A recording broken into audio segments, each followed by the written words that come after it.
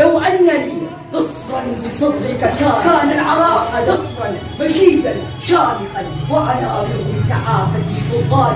وطني يشيد بطيبك الرحمن وبطيباتك يشهد القرآن ويجل حكمتك النبي محمد ويحثك الإخلاص والإيمان.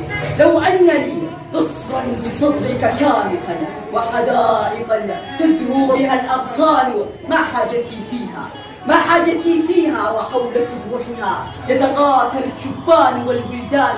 لكنني لو عشت أسكن في العراء وبنوك حولي كلهم إخوان.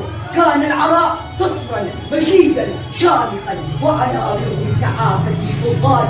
قد كرمتنا في الوجود هوية يمنية وأجلنا العنوان. فبقدر ما نبني على أوطاننا تبني على أبنائها الأوطان.